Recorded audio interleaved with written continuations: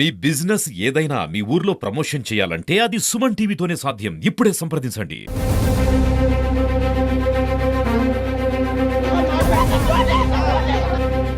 Bus కాడ రచ్చ జరుగుతుంటే మేమే భయపడి పక్కకి వెళ్ళిపోవడం జరిగింది.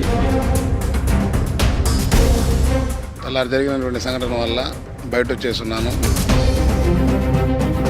ఎవరు నన్ను కిడ్నాప్ ఏం చేయలేదు. ఓటు వేయడానికి వెళ్ళేటప్పుడు ఆ బస్ దగ్గర గొడవ జరిగింది.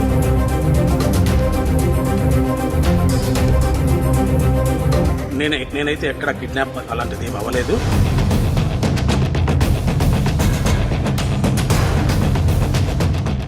నా పేరు అమర్నాథ్ రెడ్డి. నన్ను ఎవరూ కిడ్నాప్ చేయలేదు. నేను వెళ్తున్నట్టు ఓటు వేసానికి వెళ్తున్నటువంటి బస్ కాడ రచ్చ జరుగుతుంటే మేమే భయపడి పక్కకి వెళ్ళిపోవడం జరిగింది. నేను దగ్గరలో ఉన్న మా విలేజ్లో ఉన్నాను. సాయంత్రం ఇంటికి చేస్తాను. నేను తెల్లారి జరిగినటువంటి సంఘటన వల్ల బయట వచ్చేస్తున్నాను. నేను సేఫ్గా ఉన్నాను. నా పేరు డాక్టర్ అనీష్ రాయల్, 45 వారి కార్పొరేటర్. తెల్లవారుజామున కొంచెం హాస్పిటల్ బస్సులో గందరగోళం జరిగిన దానివల్ల నేను సేఫ్ ప్లేస్కి రావడం జరిగింది. అంతేగాని ఎవరు నన్ను కిడ్నాప్ ఏం చేయలేదు. నా పేరు Mohan Krishna Yadav. Morning corporation deputy mayor election జరగడానికి వెళ్ళేటప్పుడు ఓటు వేయడానికి వెళ్ళేటప్పుడు ఆ బస్ దగ్గర గొడవ జరిగింది. ఆ గొడవ జరగడం వల్ల సేఫ్ గా పక్కనున్న మాకు తెలిసిన వాళ్ళ ఇంటికి వెళ్ళడం జరిగింది. నేనైతే ఎక్కడ కిడ్నాప్ అలాంటిది ఏం అవ్వలేదు. నేను సేఫ్ గా ఇంటికి తిరిగి వస్తాను.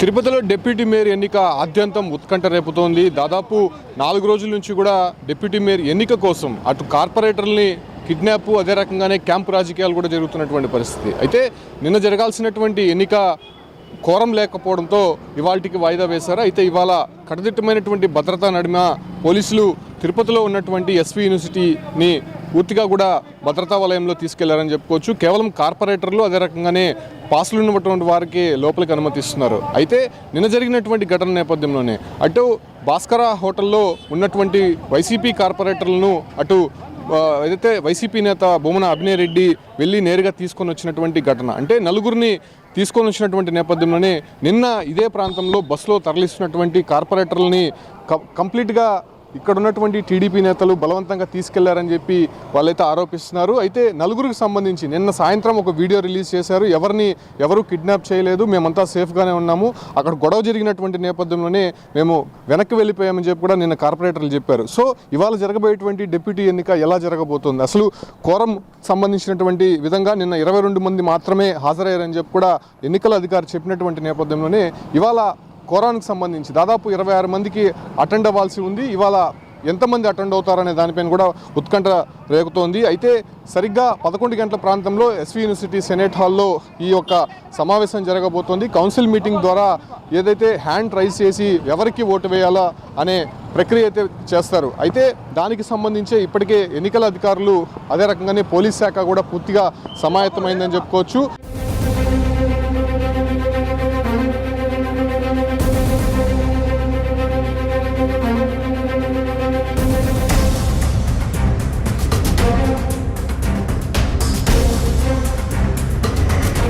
అయితే నలుగురికి సంబంధించి ఎవరైతే నిన్న నలుగురు కార్పొరేటర్లు టీడీపీ నేతలు కిడ్నాప్ చేశారని చెప్పి వైసీపీ ఆరోపించిందో ఆ నలుగురు కార్పొరేటర్లు కూడా కంప్లీట్గా ఒక వీడియో అయితే రిలీజ్ చేశారు. తమని ఎవరు కూడా కిడ్నాప్ చేయలేదు, మేము అక్కడ గొడవ జరుగుతున్నటువంటి నేపథ్యంలోనే ఖచ్చితంగా అక్కడ నుంచి మేము వెళ్ళిపోయామని కూడా చెప్తున్నారు. దాంతోపాటు కూడా ఎవరైతే మిగతా కార్పొరేటర్లకు సంబంధించి వైసీపీ కార్పొరేటర్లు నిన్న దాదాపు 20 మందితో పాటు కార్పొరేటర్లు, ఒక ఎక్స్ అఫీషియో మెంబరు ఎంపీ గురుమూర్తి కూడా ఇక్కడికి చేరుకున్నారు. అయితే 21 మంది కార్పొరేటర్లు లోపలికి వెళ్లకుండా తమ కార్పొరేటర్లని కంప్లీట్గా విడిచిపెడితే మేము ఒకసారిగా ఓటింగ్లో పాల్గొంటామని చెప్పి కూడా వాళ్ళు చెప్పడం జరిగింది. అయితే అప్పటి నుంచి కూడా అక్కడ వైసీపీ కార్పొరేటర్లు లోపలికి వెళ్ళి ఓటు హక్కు వినియోగించుకోకపోగా లోపల ఉన్నటువంటి కోరం నేతలకు సంబంధించి దాదాపు 22 మంది మాత్రమే ఉండడంతో మిగతా కొంతమంది కార్పొరేటర్లు ఆబ్సెంట్ అవ్వడము, దాంతోపాటు కూడా మరికొంతమంది అబ్స్కాండ్ అవ్వడము, వీళ్ళందరూ కూడా రాకపోవడంతో, కోరం లేకపోవడంతో అటు ఎన్నికల అధికారి కూడా దాన్ని వాయిదా వేసినటువంటి పరిస్థితి. అయితే ఇవాళ జరగబోయేటువంటి